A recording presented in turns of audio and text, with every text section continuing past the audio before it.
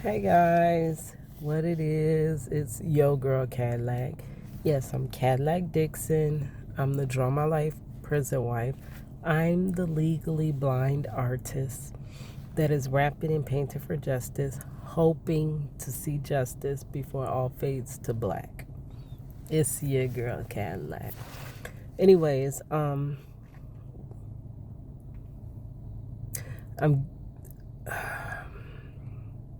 I kind of did start telling my testimony on this channel, my OG Prison Wife channel. So I think that's why I did the intro. On my other channels, I don't even really have an intro. So I think I will put it on here. It does not have to do with justice. It more so has to do with me behind the scenes, who I am. It's kind of my life, my story, and I am very transparent because I am basically allowing God to use me to help others. So a lot of times when you're going through something, you're looking for someone else that have been there, done that. But not only someone that been there, done that, and just excelled with flying colors, you're looking for someone that at times may have lost faith like you did, that may have felt like they would never get out of this like you do, that may feel like, just giving up like you may feel, right? And those are all things that are usually shunned. If you ever be truthful about having any of those feelings, people condemn you. And then they take those feelings, basically telling you to shove it, just be quiet, be grateful for where you're at. And because you want to talk about or you want to release the things you are going through, do not mean you're not grateful. I don't know. It seems like most people think it's it's one or the other. It's not a person can hold two different things at the same time. Yes, I am grateful, but yes, I am struggling. You don't hear that. You either hear I am struggling or I am grateful. So we're taught to dismiss our feelings. We're taught in that because for myself, being taught to dismiss how I feel and to just pick up and get over it, those are the primary ingredients you need for trauma. That is how trauma sets in. That's how it creeps in first. That's how it gets through the door. And then that's how it sets up shop. And that's how it overtakes your life, because we're never allowed to release our feelings. We're not allowed to even talk about our feelings. We're not allowed to talk about what we're going through. We're not allowed to which makes no sense to me, because that's kind of the whole point of therapy. A lot of times the therapist may not have answers for you, but just getting it out of your head, through your mouth and out, so that it's no longer in your head and it's not in your heart anymore. But most people shun that. I've always been night and day with everybody. I am completely the opposite. I am the black sheep of the family. I am the outcast. I am the underdog. I am the scapegoat, the one you blame for everything. So I take on a different outlook. So I tell the things that I'm going through, because whatever day God vindicates me, and I am going through it and have been in a long standing storm, when he does get me out of it, it will be so amazing to not only myself, but to others, because they will hear each and every intricate obstacle I had to overcome. They won't hear that blanket, I had this problem, I turned it over to the Lord, and he worked it out. And that cut and dry. Real life is honestly usually not like that. And even those that tell you it is, most times they have went through. See, the problem is they probably went through the same thing you've went through. They probably went through the same thing I went through. But they take all of that out, and then they give me this testimony that has no substance. The testimony is lacking substance. This is why I can't relate to you, and this is why your testimony is not effective to me. It may be effective to the next that just prayed and prayer was answered on day one. That might be inspirational to you. But there are some people that have been praying for a very long time, and we believe, and I believe that, because what God has said is true, if I faint not, right? But I'm telling you how hard it is for me not to faint. I'm telling you the struggle. This is the struggle of my life, to not faint, right?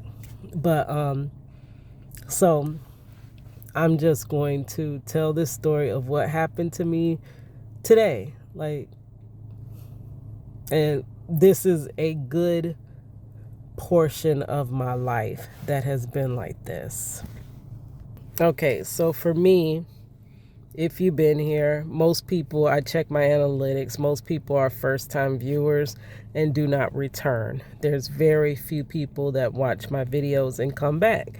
So I have to reintroduce myself, it seems like most times each time, but that's fine. Just to give you a little background, I literally grew up thinking I was cursed, that there was just no good almost that can come to me. And most people say, well, how could you just be so negative? And like I said before, it's not negativity to me. It is reporting the truth.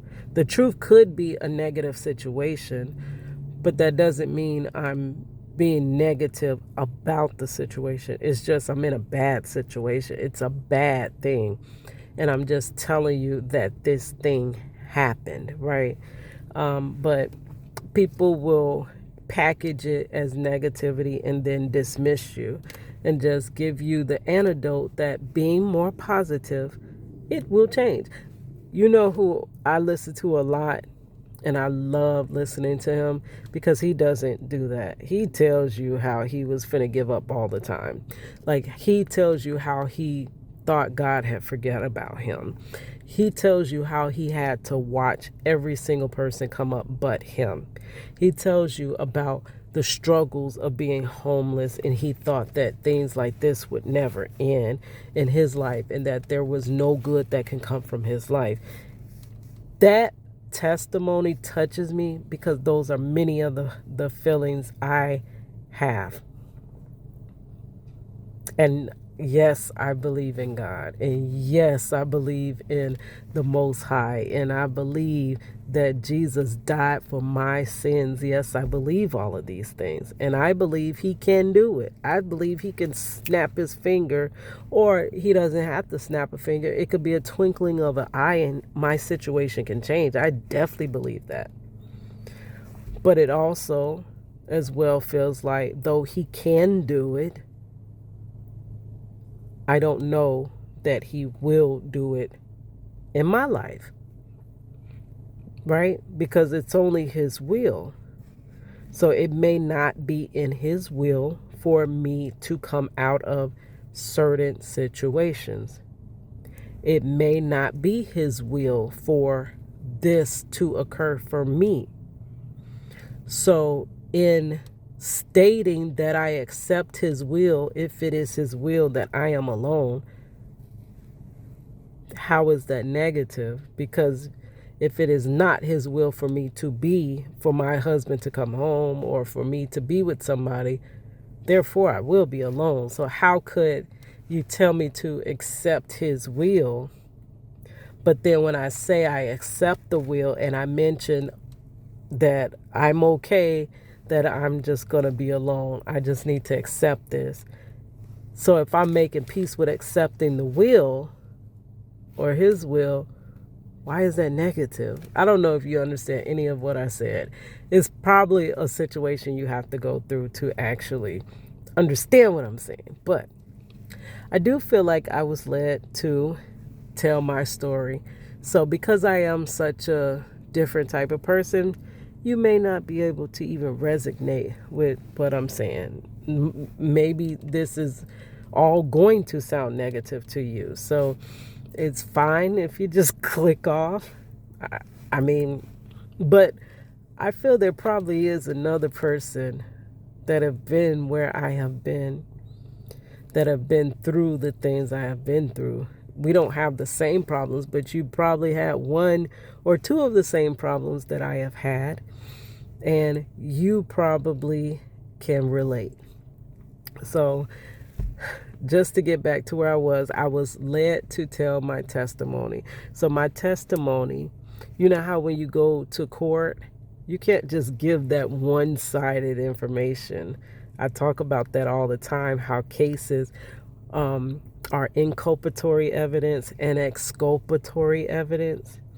And you have to give a case is like a cube or 3D object. You give the good parts of the case and you give the bad parts of the case. You give the full case.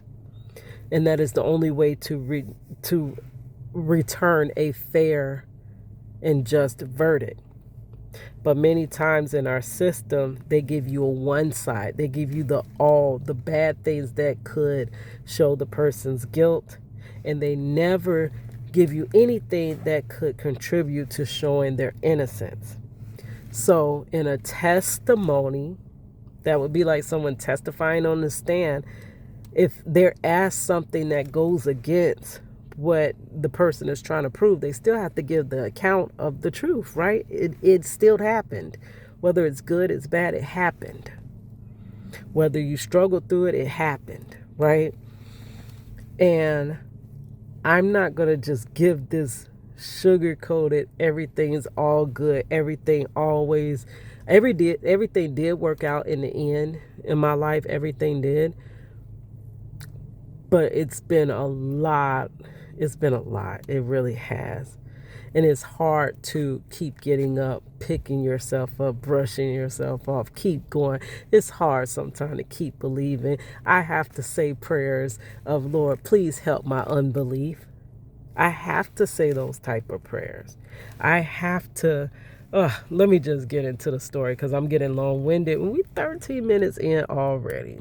So within my testimonies, I have already told you about the struggles with all my different disabilities. I have conflicting disabilities, and I also am dealing with ADHD, overcoming that amongst physical. So it's mental stumbling blocks and I have physical stumbling blocks in my life that all work together and make it very, very difficult for me to do just simple, easy things that I see and I observe a lot of people around me.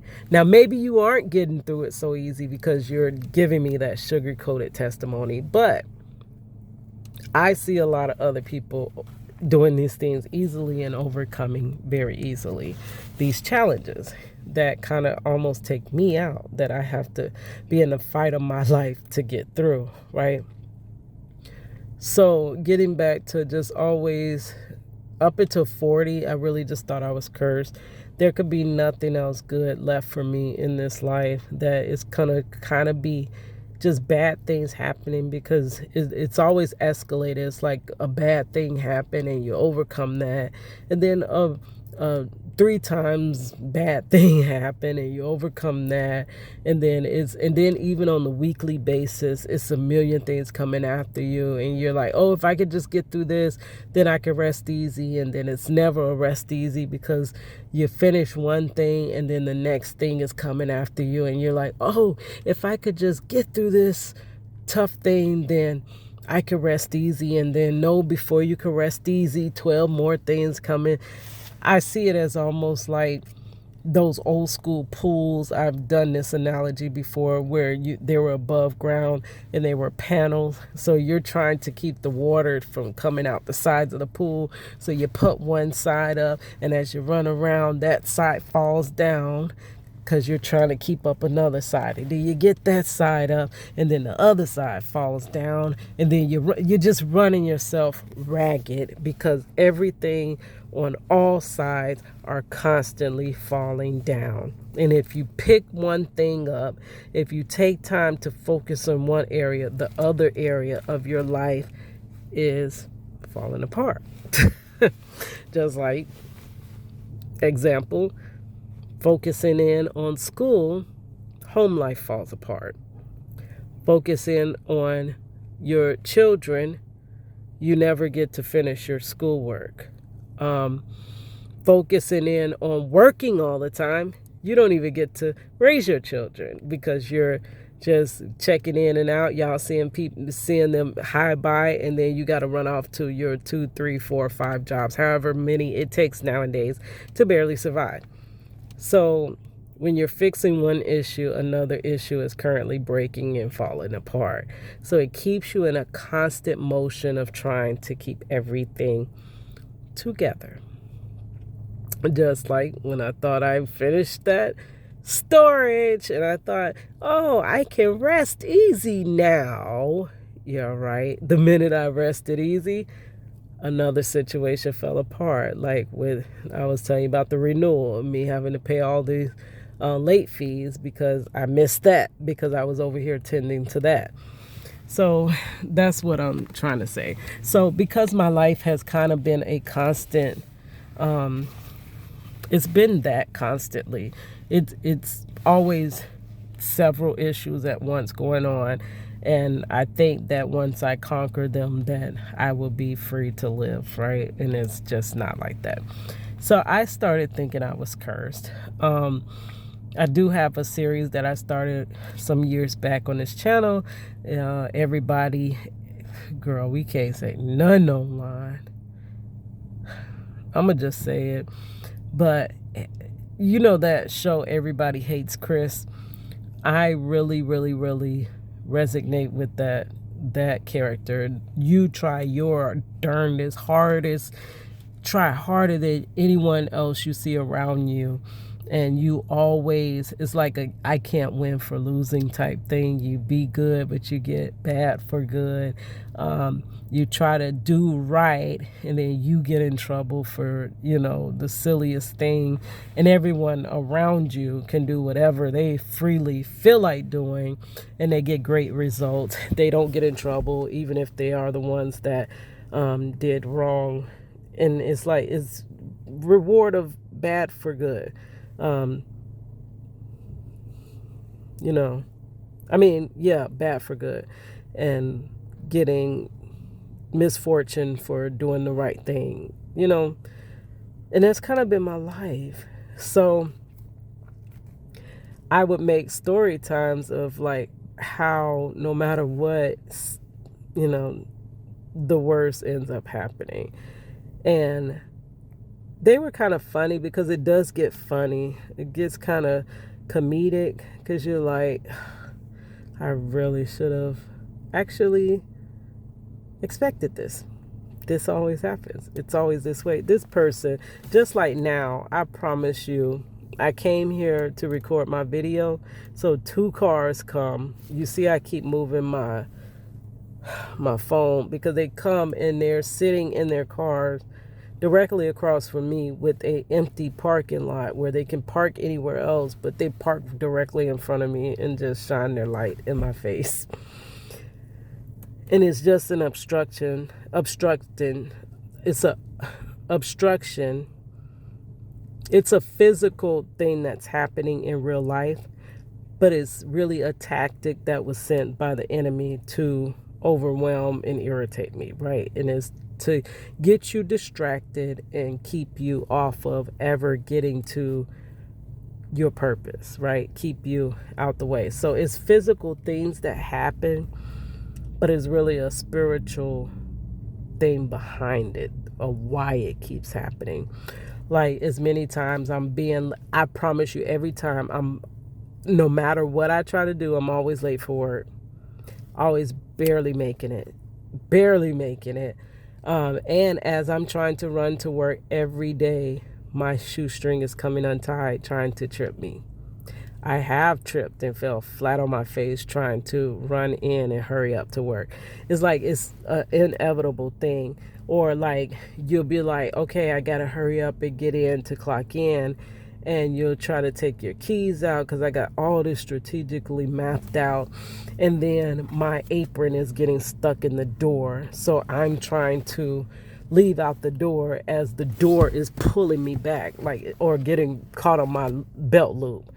So you're trying to hurry up, and strategically the belt loop sticks to something and yanks you back. Or, it's crazy. It's just the most that happens. And it's physical things that are happening, but I really think they are spiritual things that are behind those actions. Or like, the cars that are jump in front of you and just short stop, and then they won't go on, but they will not let you over. Or strategically you're running behind, so the lane that you're in gets backed all the way up, and then you change lanes, and then that lane gets all the way backed up. It's just a group of strategic things to kind of keep you where you are. And then it would happen so much that I'll be like, it makes you feel like you cannot overcome this force, like you can't get around these obstacles because they're going to be set in your way like that. But when you say them out loud, now you're negative. It's because you said it, that it's happening.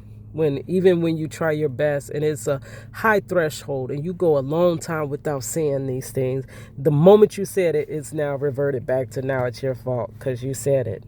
You were negative. You put that out there.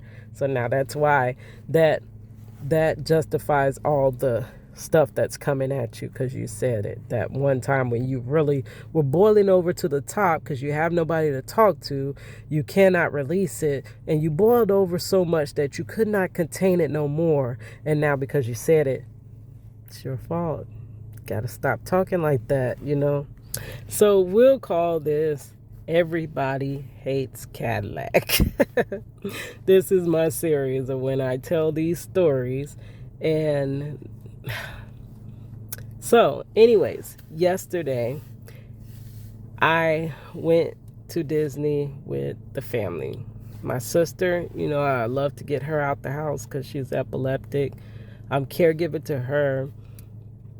But while I'm dealing with my own injuries and disabilities, and I'm kind of going down myself, I'm still trying to help her.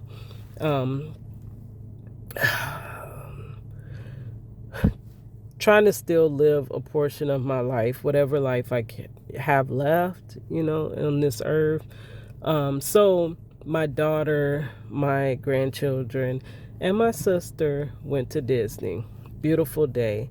She has not been able to ride rides in a long, long time.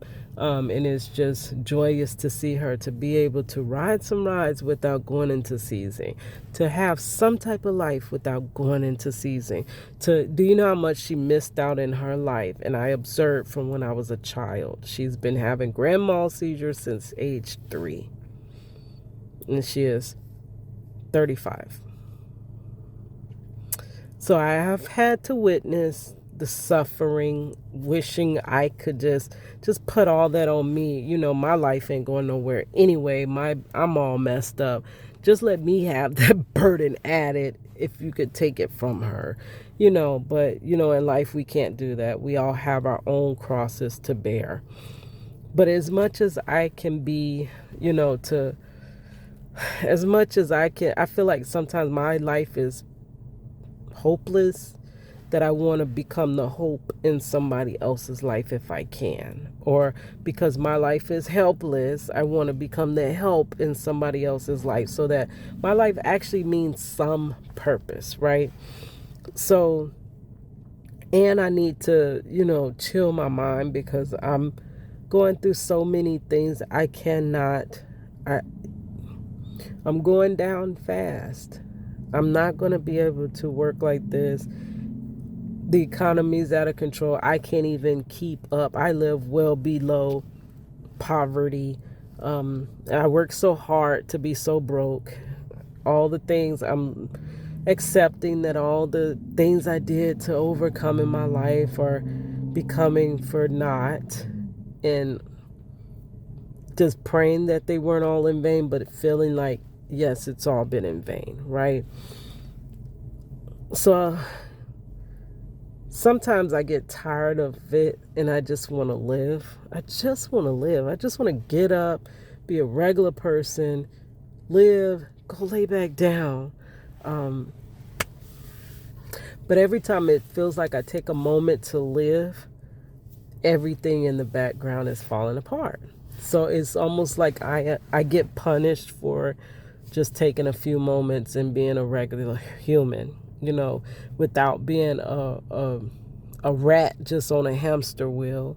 If I'm not constantly toiling with a to-do list that's never done, if I'm not constantly working to try to pay bills that I won't even pay in my lifetime because my net worth is below zero, it's a negative something. If I don't stop with that for one moment and just be a human, I end up paying for it. You know what I'm saying? I end up paying for taking time for myself. Something good happens, I have fun, and then boom, something bad happens. Like I told you today when I had to pay that $70 fee, and it's kind of because I took a nap before, the day before, and I went outside to play with the kids instead of doing that, So now I had to pay because, Kitty, you went out with the kids, you took that nap knowing you had that due. So now, you know what I'm saying? You got to just always stay vigilant with always trying to keep all this stuff together. And I believe that's matrix living. I am trying to separate and break free from the matrix, but it's like it has a hold on me because you still got to survive. How do you literally, it's almost like you got to just sit there and let yourself just demise, or you have to play the game of this freaking matrix to try to get, that's where I'm at. So I went out to Disney. Then, as they closed at 6, Animal Kingdom, they closed early. So I'm like, okay, I already work in a theme park. So sometimes you're like, oh, the last thing I want to do is go to another theme park on my day off. Hold on, my daughter's calling. She's going to interrupt the video.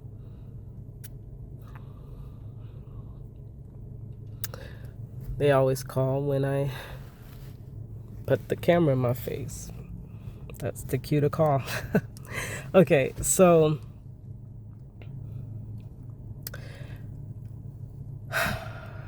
sidetracked. Okay, guys, I'm just going to do a part 2. I'm so sorry to make y'all sit through all of that. And I promise I'm just going to jump into the Everybody Hates Cadillac story of today. The most that happened to me today. Like, literally, it was way too much. So I won't give this background information. Just remember this, hold that thought, or hold your breath like I'm holding my breath for justice. Just hold that right there, and then I will be back to do that part 2, quickly jumping into it. All right, guys, it's your girl Cadillac.